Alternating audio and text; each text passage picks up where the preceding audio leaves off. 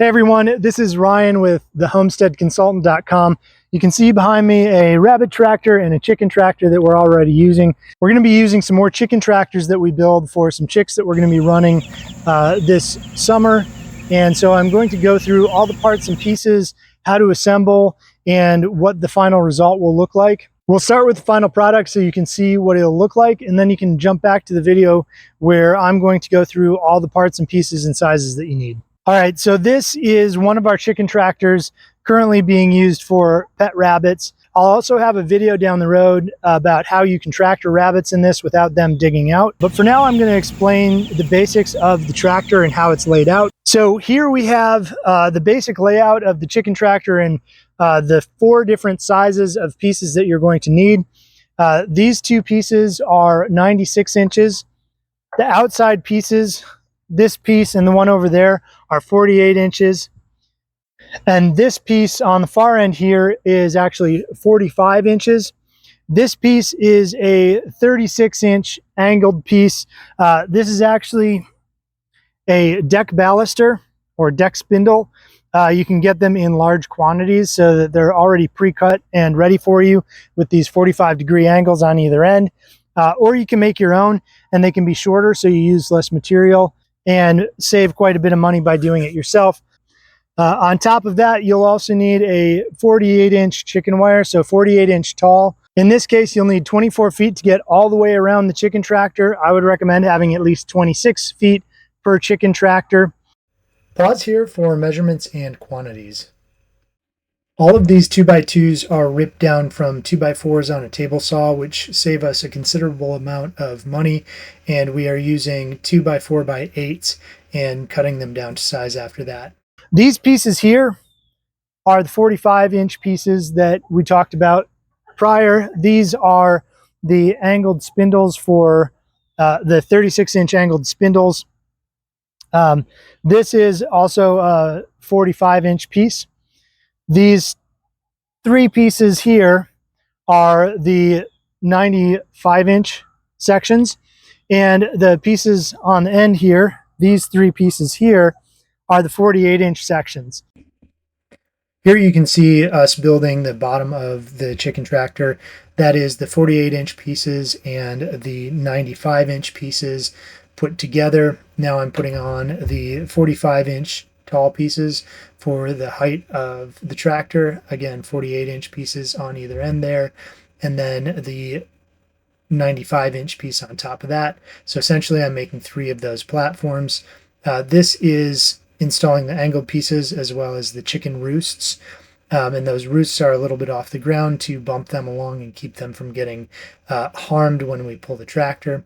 Now I'm making the roof for the tractor. So again, this is the 48-inch pieces and the 95-inch pieces, and that will go on top. When that goes on top, I'm then going to install angled pieces to make sure that the top does not flop around. And then I'm installing, these are actually used hinges from cabinets that I found for free, so we're getting these pieces for free. Once that's installed, then I'm actually going to put on angled braces, and you can see my daughter holding a speed square there. That helps me make sure that I've got perfect 90-degree angles at the uprights while I install the angle braces. So this is what not to use on chicken wire. A lot of people will say that chicken wire is not strong enough to protect against raccoons and possums and things. I've found that not to be true at all. I've found it to be quite strong. But what most people make the mistake of doing is using a stapler like this with these 1/2-inch staples. They're not deep enough. They don't hold well enough. So when animals go at the chicken wire, they're able to pop these staples right out. So it's not necessarily the chicken wire, it's the fasteners. So instead you should be using something like this. This is a 18 gauge 1/4-inch staple gun. These are generally pneumatic. This one's a battery powered. So you can get other brands of a battery powered, but generally they'd hook up to an air compressor. And your staples are going to look like this. They're much longer. This is a 3/4 inch by 1/4 inch. So the diameter here is 1/4 inch, and the gauge of the metal is 18 gauge. So these are much higher gauge than those 1/2 inch that I just showed you. and they hold this really, really well, especially when you're using a 3/4 inch length by 1/4 inch 18 gauge staple. So that is one big mistake that's often made, and I just wanted to point it out because it doesn't have to be made, and you'll keep your animals a lot safer by using these instead of the hand stapler.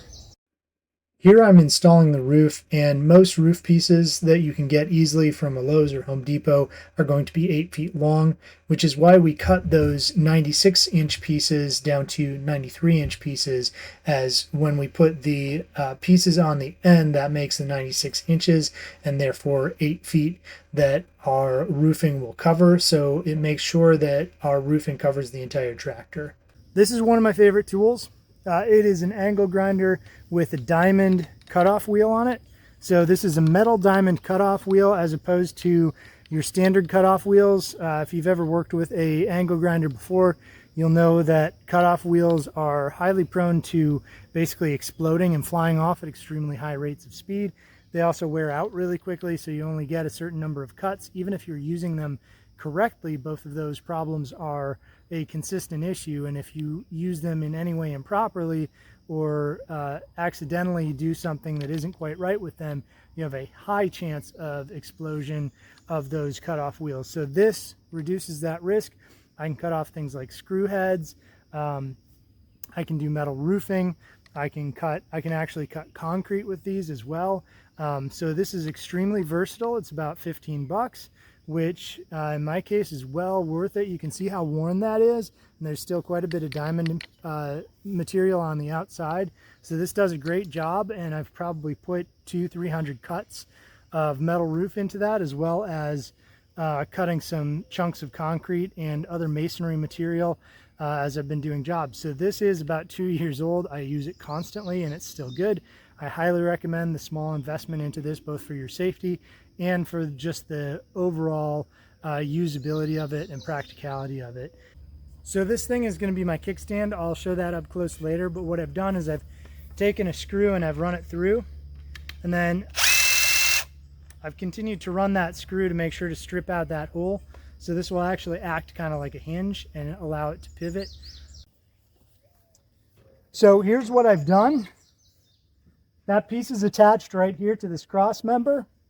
And what that allows me to do is when I lift this hook, the roof up, I'm able to pull this out and set it right there.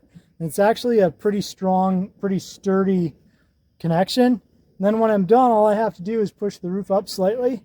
It tips back and it closes. So now it's time to put a pull rope on these.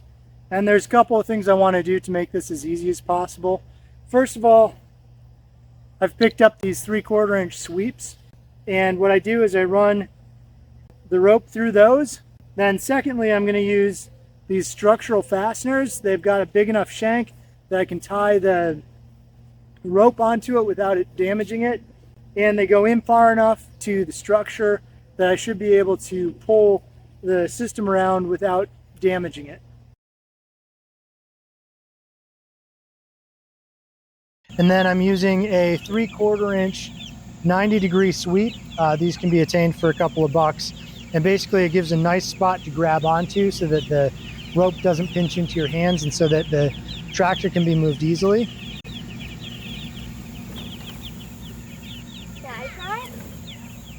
Turn off the news and build a garden, just my neighborhood and me. We might feel a bit less hardened, we might feel a bit more free.